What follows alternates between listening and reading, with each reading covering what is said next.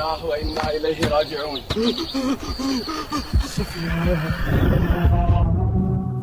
আসুন আজ আমরা এমন এক সফরের কথা জানি যে সফরের যাত্রী আমাদের প্রত্যেককেই হতে হবে। এটি এমন এক জগতের কাহিনী যা আমাদের এই পৃথিবীর ঠিক পরেই শুরু হয়, কিন্তু যা আমাদের চোখের আড়ালে। এটি হলো মৃত্যুর পরের জীবনের প্রথম ঘাঁটি, আখিরাতের প্রথম দরজা, কবরের জীবনের পূর্ণাঙ্গ কাহিনী। যখন কোনো মানুষের দুনিয়াতে বেঁচে থাকার সময় শেষ হয়ে যায়, তখন আল্লাহর হুকুমে মৃত্যুর ফেরেশতা হযরত আজরাইল আলাইহিস সালাম তার কাছে এসে হাজির হন। যদি মৃত ব্যক্তি একজন নেককার বা ভালো মানুষ হন, তবে ফেরেশতারা তার কাছে আসেন নূরের মতো উজ্জ্বল আর সুন্দর চেহারা নিয়ে। তাদের সাথে থাকে জান্নাতের সুগন্ধিযুক্ত কাফনের কাপড়। তারা সেই রূহকে অত্যন্ত নরম আর আদরের সাথে শরীর থেকে বের করে আনেন, ঠিক যেভাবে একটি ভেজা আটার ভিতর থেকে একটি চুল খুব সহজে বেরিয়ে আসে। এরপর সেই পবিত্র রূহকে জান্নাতের সুগন্ধি কাফনে জড়িয়ে নেওয়া হয়, যেখান থেকে মেশক ও আম্বরের চেয়ে উত্তম সুগন্ধ বের হতে থাকে। এরপর ফেরেশতারা সেই রূহকে নিয়ে আসমানের দিকে উঠতে থাকেন। তারা যখন কোনো আসমানে ফেরেশতাদের পাশ দিয়ে যান, তখন ফেরেশতারা জিজ্ঞেস করেন, এই পবিত্র রূহটি কার? উত্তরে রূহকে নিয়ে যাওয়া ফেরেশতারা দুনিয়াতে তার সবচেয়ে সুন্দর নামে তার পরিচয় দেন। এভাবেই এক এক করে ৭টি আসমানের দরজা তার জন্য খুলে দেওয়া হয় এবং সবশেষে তার রূহকে ইল্লিন নামক এক সম্মানিত জায়গায় রেখে দেওয়া হয়। কিন্তু মৃত ব্যক্তি যদি একজন বদকার বা পাপী মানুষ হয়, তবে ফেরেশতারা তার কাছে আসেন ভয়ঙ্কর এবং কালো চেহারা নিয়ে। তাদের সাথে থাকে জাহান্নামের দুর্গন্ধময় চট। তারা সেই পাপী রূহকে অত্যন্ত কষ্ট দিয়ে টেনে হেঁচড়ে শরীর থেকে বের করে আনেন, ঠিক যেভাবে একটি জীবন্ত ছাগলের চামড়া টেনে বের করা হয়। একবার ভেবে দেখেছেন কি ভয়ানক দৃশ্য?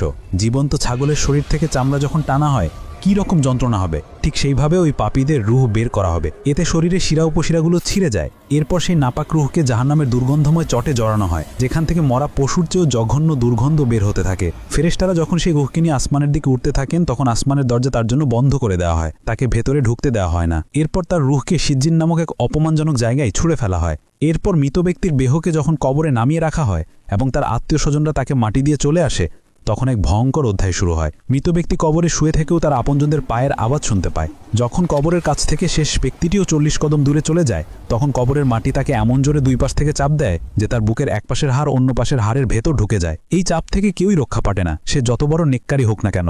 এরপর শুরু হয় সেই আসল পরীক্ষা। কবরে সেই ভয়ঙ্কর মাটির চাপের পর হঠাৎ করে কবরের মাটি দুভাগ হয়ে যায় এবং আগমন ঘটে দুই ভয়ঙ্কর ফেরেশতার। তাদের নাম মুনকার এবং নাকির। হাদিসের বর্ণনা অনুযায়ী তাদের দেখতে অত্যন্ত ভয়ঙ্কর। তাদের গায়ের রং হবে নীল কালো, চোখগুলো হবে আগুনের গোলার মতো, আর তাদের কণ্ঠস্বর হবে বজ্রপাতের মতো ভয়ঙ্কর। তাদের হাতে থাকবে বিশাল এক লোহার হাতুড়ি। সেটি এত ভারী হবে যে দুনিয়ার সকল মানুষ মিলেও তা মাটি থেকে তুলতে পারবে না। তারা কবরে সেই লোকটাকে বসিয়ে দেবেন এবং এক ভয়ঙ্কর ধমকার সুরে জিজ্ঞেস করা শুরু করবেন। যদি মৃত ব্যক্তি একজন নেককার বা ইমানদার বান্দা হন, তবে তিনি এই ভয়ঙ্কর দৃশ্য দেখেও ভয় পাবেন না, কারণ আল্লাহ তার অন্তরকে শান্ত এবং দৃঢ় করে দেবেন। ফেরেশতারা তাদের বজ্র কণ্ঠে প্রথম প্রশ্ন করবেন, মান রব্বুকা, তোমার রবকে? ইমানদার বান্দা কোনো ভয় না পেয়ে অত্যন্ত শান্ত এবং দৃঢ় কণ্ঠে উত্তর দেবেন, রব্বি আল্লাহ, আমার রব আল্লাহ। এরপর তারা দ্বিতীয় প্রশ্ন করবেন, অমা দিনুকা, তোমার ধর্ম কি? তিনি উত্তর দেবেন, দিন আল ইসলাম, আমার দিন হলো ইসলাম। সবশেষে তারা আমাদের প্রিয় নবী হযরত মুহাম্মদ সাল্লাল্লাহু আলাইহি ইসলামের দিকে ইশারা করে তৃতীয় প্রশ্নটি করবেন, মা তাকুলু ফি হাদা রাজুলি, এই ব্যক্তি সম্পর্কে তুমি কি বলতে? ইমানদার বান্দা উত্তরে বলবেন, হুয়া রাসূলুল্লাহ, তিনি আল্লাহর রাসূল। ফেরেশতারা আবার জিজ্ঞেস করবে, তুমি কিভাবে জানলে? সে উত্তরে বলবে, আমি আল্লাহর কিতাব পড়েছি, তার উপর ঈমান এনেছি এবং তাকে সত্য বলে জেনেছি। এই তিনটি প্রশ্নের সঠিক উত্তর দেওয়ার পর আসমান থেকে এক গায়েব আওয়াজ আসবে, আমার বান্দা সত্য বলেছে, তার জন্য জান্নাতের একটি বিছানা বিছিয়ে দাও, তাকে জান্নাতের পোশাক পরিয়ে দাও এবং তার জন্য জান্নাতের একটি দরজা বা খুলে দাও। সাথে সাথেই তার কবরকে ৭০ হাত প্রশস্ত করে দেওয়া হবে এবং তার কবরটা জান্নাতের আলো আর সবুজে ভরে যাবে। জান্নাত থেকে তার কবরের মধ্যে সুগন্ধি বাতাস আসতে থাকবে। এরপর তার কাছে একজন অপরূপ সুন্দর চেহারার ব্যক্তি আসবেন, যার শরীর থেকে সুগন্ধ বের হতে থাকবে। মৃত ব্যক্তি তাকে জিজ্ঞেস করবেন, তুমি কে? তোমার চেহারা এত সুন্দর কেন? সেই সুন্দর ব্যক্তি উত্তর দেবেন, আমি তোমার নেক আমল, আর আল্লাহ আমাকে পাঠিয়েছেন, আজ থেকে আমি তোমার সঙ্গী, তোমার কোনো ভয় নেই। এরপর সে ইমানদার বান্দা আল্লাহর কাছে দোয়া করবেন, হে আল্লাহ, দয়া করে তাড়াতাড়ি কিয়ামত কায়েম করুন, যাতে আমি আমার পরিবার এবং জান্নাতের অফুরন্ত নিয়ামত উপভোগ করতে পারি। তাকে বলা হবে, তুমি শান্তিতে ঘুমাও, কিয়ামতের আগে পর্যন্ত তোমাকে কেউ বিরক্ত করবে না, তোমার ঘুম ভাঙবে কিয়ামতের দিন। আর এভাবেই কিয়ামত পর্যন্ত তার কবরটি হয়ে যাবে জান্নাতের বাগানগুলোর মধ্যে একটি বাগান। কিন্তু যদি মৃত ব্যক্তি একজন বদকার বা পাপী মানুষ হয়, তবে মুনকার নাকিরের ভয়ঙ্কর চেহারা দেখেই তার আত্মা শুকিয়ে যাবে, ভয়ে সে থরথর করে কাঁপতে থাকবে। ফেরেশতারা যখন তাকে বসিয়ে প্রথম প্রশ্ন করবেন, মান রব্বুকা, তোমার রবকে? ভয়ে আর আতঙ্কে তার মুখ দিয়ে কোনো কথা বের হবে না। সে তোতলানো গলায় বলবে, হা হা হা, আমি তো কিছুই জানি না। তারা আবার দ্বিতীয় প্রশ্ন করবেন, ওমা দিনুকা, তোমার ধন কি?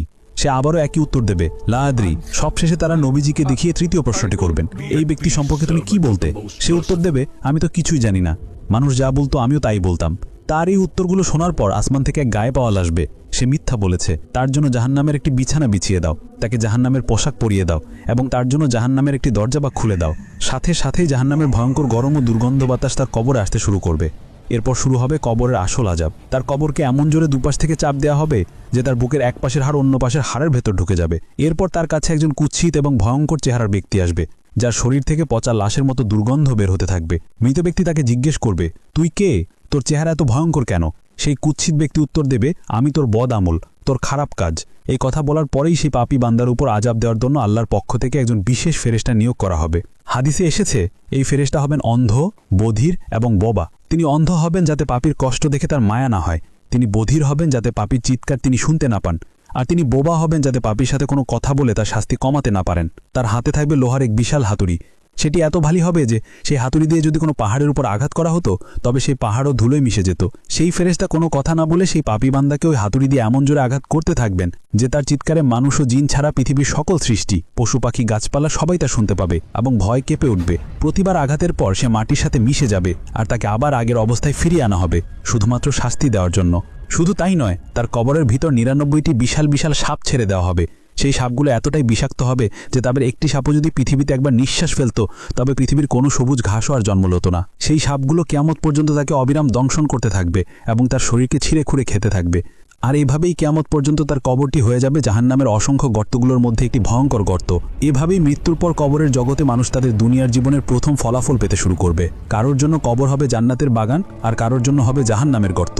কিন্তু কবরের এই শাস্তি বা শান্তি শেষ নয়। এরপর আসবে সেই মহাদিবস কিয়ামত এবং তারপর হাসরের মাঠ, মিজান ও পুলসিরাতের পরীক্ষা। যদি কবরের এই জীবনের কাহিনী আপনার হৃদয়কে স্পর্শ করে থাকে এবং আপনাকে আখিরাতের জন্য প্রস্তুত হতে সাহায্য করে, তাহলে ভিডিওটিতে একটি লাইক দিন এবং আপনার প্রিয়জনদের সাথে শেয়ার করে তাদেরও সতর্ক করুন।